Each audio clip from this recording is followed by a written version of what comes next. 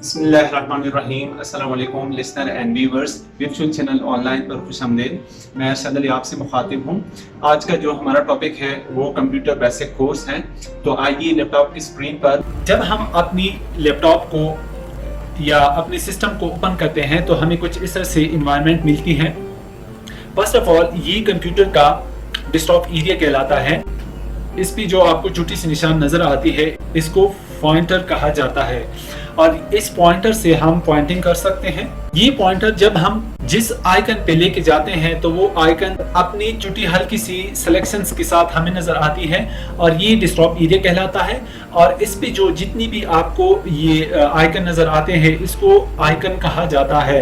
यानी हर एक आइकन की शेप अलग अलग शेप होती है और जो भी आइकन आप एक जगह से उठाते हैं कोई दूसरी जगह पे लेके जाते हैं तो इस तरह से ये एक जगह से दूसरी जगह हम इसको मूव कर सकते हैं। फॉर एग्जांपल ये आइकन हमने एक जगह से उठाई दूसरी जगह पे लेके आए तो इस तरह से हमारे डेस्कटॉप पे ये आइकन मुख्तलिफ इन्वायरमेंट में जिस तरह से हम देख रहे हैं, अगर हमने एक जगह से आइकन उठाई दूसरी जगह पे लेके आए तो इस तरह से हमारे डेस्कटॉप पे जितनी भी आइकन थे वो डिस्टर्ब हो गए। तो इस तरह से हम इसको अगर अरेंज करना चाहें तो इसको हम किस तरह से अरेंज कर सकते हैं। इसको अरेंज करने के लिए आपने राइट क्लिक करना होगा। सबसे पहले आपने यहाँ पे व्यू पे आना होगा, ऑटो अरेंज आइकन इस पे आप क्लिक करते हैं तो ये ऑटो अरेंज हो जाते हैं। लेकिन इसको हम डिटेल के साथ पढ़ते हैं।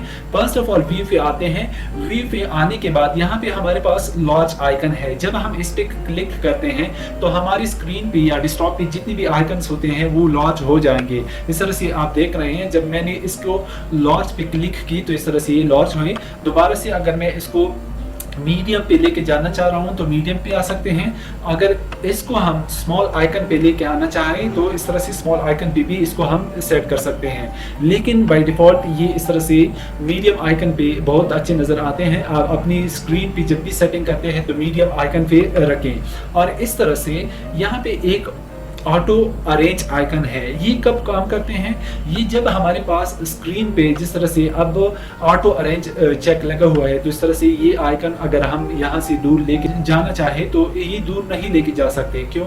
वजह ये कि हम व्यू पे जब आते हैं ये ऑटो अरेंज ये चेक लगा हुआ है। जब हम इस चेक को हटाते हैं और यहाँ से जब हम किसी आइकन को एक जगह से दूसरी जगह पे लेके आना चाहें तो इस तरह से हम इजीली लेके आ सकते हैं।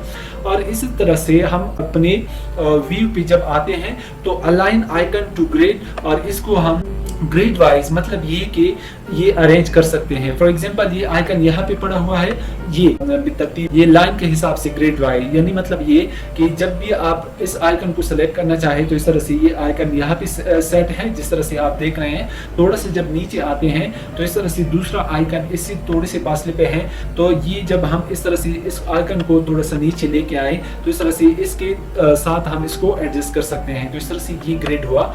तो इसके बाद हम ये ग्रिड हटाते हैं और इस तरह से जब हम इस आइकन को यहाँ पे लेके आते हैं यानी मतलब ये कि एक लाइन में नहीं है। अगर दोबारा इस व्यू पे आने के बाद व्यू अलाइन ग्रिड पे आते हैं तो इस तरह से ये ग्रिड वाइज एडजस्ट हो जाते हैं, मतलब कॉलम वाइज या रो वाइज ये एडजस्ट हो जाते हैं।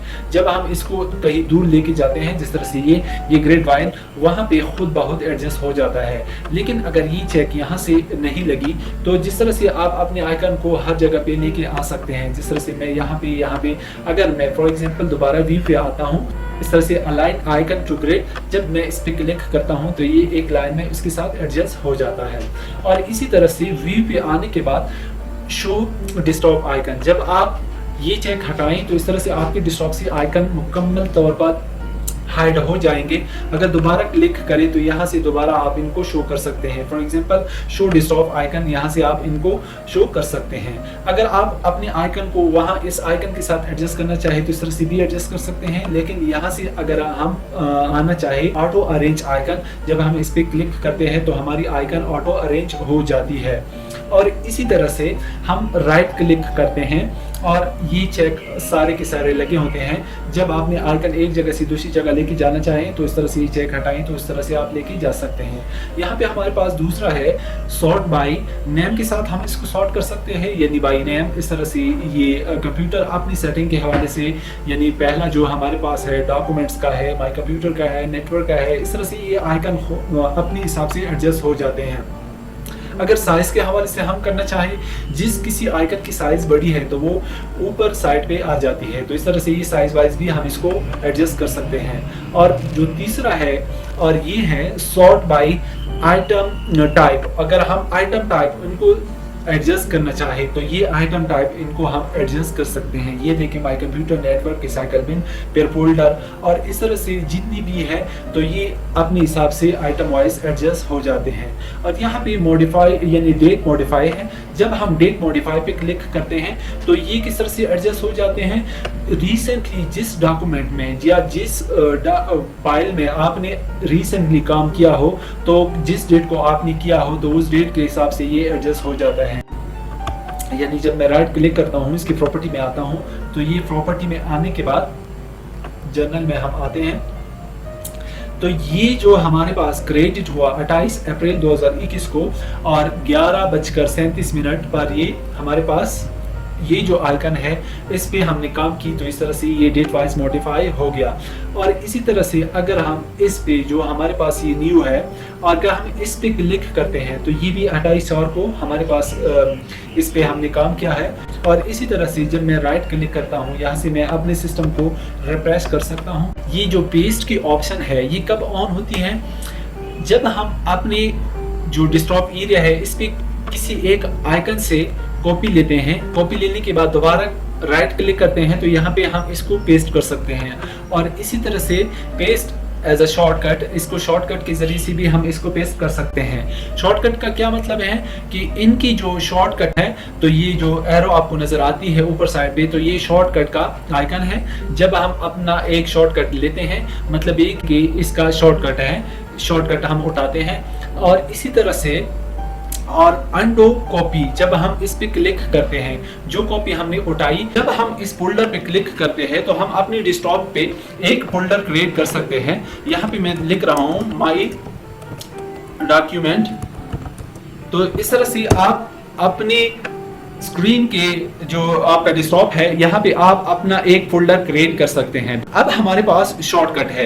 शॉर्टकट अगर हम कंप्यूटर की स्क्रीन पे कुछ अपनी सिस्टम से, यानी हमारे पास अगर डी और ए इस तरह से जितनी भी ड्राइव है, ड्राइव में पड़े हुए आइकन आप इस स्क्रीन पे लेके आ सकते हैं। इसका क्या तरीका है, जब आप शॉर्टकट पे क्लिक करते हैं तो इस तरह से क्रिएट शॉर्टकट की आपके एक विंडो आ जाती है और type the location of the item. जब आप इस ब्राउज पे क्लिक करते हैं, ब्राउज पे क्लिक करने के बाद माई कंप्यूटर पे जाते हैं। माई कंप्यूटर में जो आपके साथ अगर एफ में या एच में या जी में जो भी डेटा पड़ा हुआ है, मैं एफ पे आ रहा हूं, तो एफ पे आने के बाद यहाँ पे ये डॉक्यूमेंट DMC, जब मैं इस पे क्लिक कर देता हूं, क्लिक करने के बाद यहाँ ओके दबाएं। ओके दबाने से यहाँ पे आपका जो पैर का एक्सटेंशन है वो यहाँ पे आ जाता है। ये आने के बाद यहाँ पे आपको बता रहा है क्लिक नेक्स्ट टू कंटिन्यू। यहाँ पे जब आप जो ही क्लिक करते हैं तो ये उनका टाइप है, दूसरा नाम भी रख सकते हैं।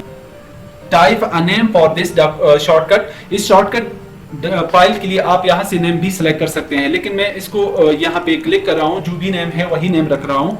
तो ये देखिए, अगर आप अपनी स्क्रीन पे यानी डेस्कटॉप एरिया पे अपनी शॉर्टकट एक आइकन लेके आ रहे हैं, तो इस तरह से आप एक आइकन यहाँ पे लेके आ सकते हैं। दोबारा क्लिक करने से यहाँ पे न्यू में हमारे पास ये माइक्रोसॉफ्ट एक्सेस डेटाबेस है। ये आपकी स्क्रीन पे तब आते हैं जब आप अपनी पहली विंडो, इनिशियली विंडो इंस्टॉल कर लेते हैं, यानी अपने सिस्टम को विंडो करवाते हैं। तो ये आपके सिस्टम में बाय डिफॉल्ट नहीं होते, ये आपने एक एक्सटर्नल सीडी से इसको यहाँ पे इंस्टॉल करने होंगे।